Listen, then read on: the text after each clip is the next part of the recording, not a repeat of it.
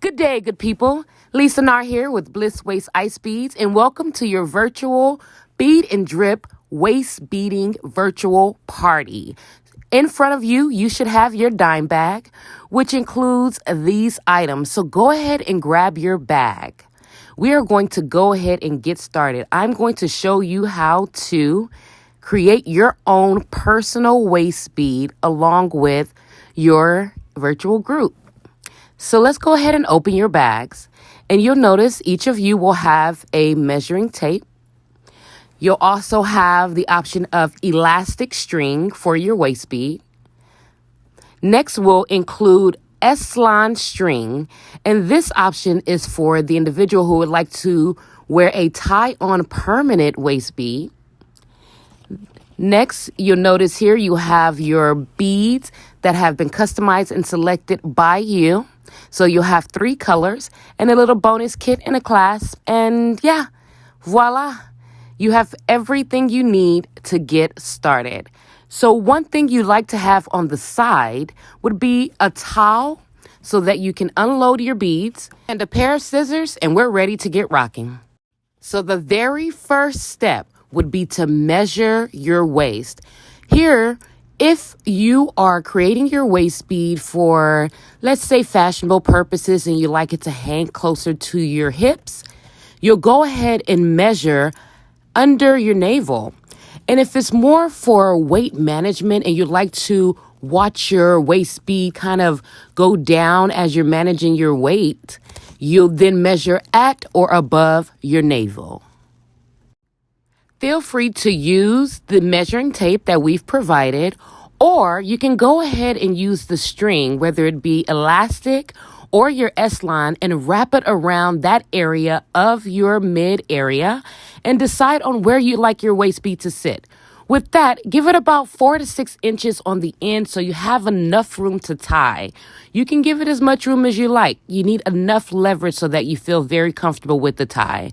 So, do you want it a bit stretchy so that you have a bit more flexibility, or something a bit permanent?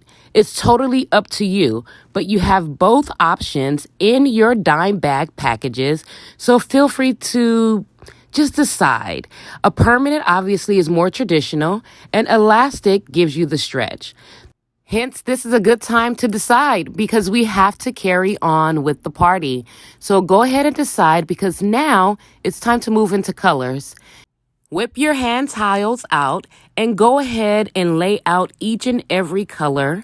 You'll also notice I have a little bonus kit here, which includes a few little bonus beads and your clasp. Now here's where you have to pause and decide.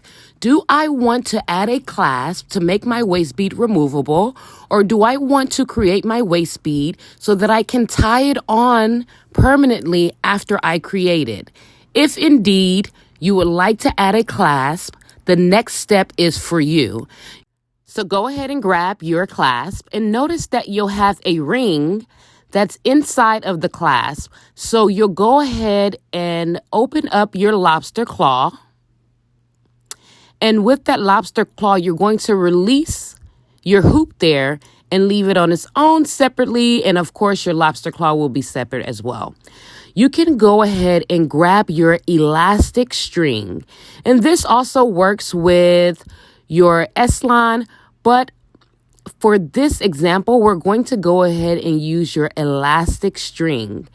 And if you like to get started, this is before you add your beads on.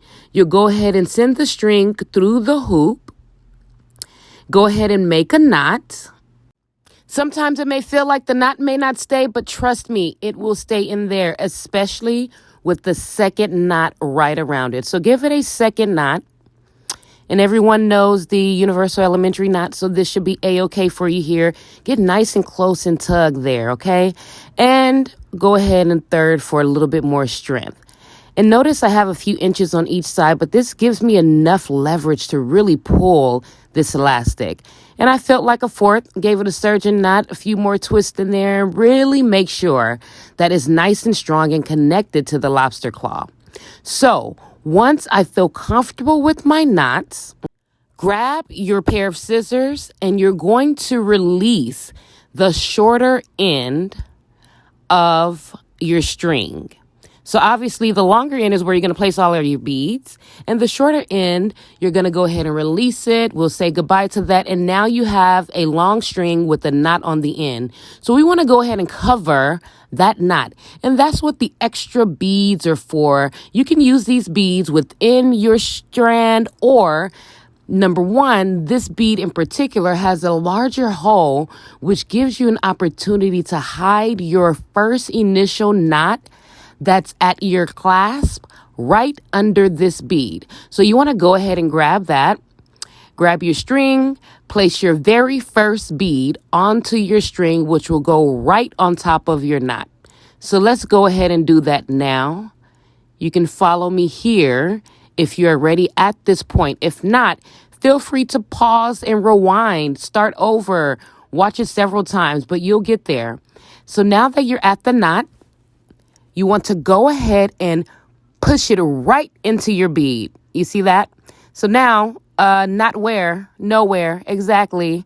So now you can really feel comfortable getting started with the cleanest beginning of your waist bead strand, and you're just simply using a beautiful bead. So now that you have that in place, go ahead and start beading. The beading process is so much fun. Pick your colors. How do you want your patterns? Do you want 3 purples, 1 white, and 2 golds? The ball is totally in your court. There's not a soul who can tell you how to combine your colors, how to lay your strand, how to create your waist bead. Leave that totally up to you. So as you look at your colors, remember what each one means. Remember the intentions behind the colors. When you wake up each morning, no makeup, no weave, just you, your waist bead. What do you see? What do you feel? And create. That's what you want when you're creating your waist bead today. And let it flow. And once you're done applying those beads to your string, to your inches, you'll go ahead and add the other end of your lobster claw. You'll tie the knots just as we did before, and go ahead and cut off the smaller end. And voila, you are all set. Your DIYM bag kit has just created the most beautiful strand one has ever seen. Now for my permanent makers, whether you're using the S-line or elastic, you're going to start off your waist bead the same exact way. Give yourself about 7 to 10 inches on the end. Make a nice little knot or 2. It has to be thick enough so that your beads stop right at this knot when you begin to apply it. So once you get started, you'll just notice that your beads will stop right at the knot, and you'll begin to create your waist bead. As I mentioned before, create to your liking. So please don't let anyone else judge what you have created today. I thank you all for taking the time to walk through this video. While it may seem a little tedious the first time, I promise the therapeutical process will be one you all will continuously talk about for years to come. Enjoy your party. Enjoy this process, one bead at a time. Don't worry about a spill. Add a dazzle here and there. Just let it flow. We thank you. Drop your comments below. If you have any questions, I'm absolutely here. Definitely subscribe. You'll notice we'll have tons of videos. If you look down on how to apply clasp on several different strings, how to create waist beads, Bliss Waist Ice Beads. We are covering all aspects of waist beads, and we thank you all for believing in us and continuously supporting our business. Thank you. Have a wonderful day.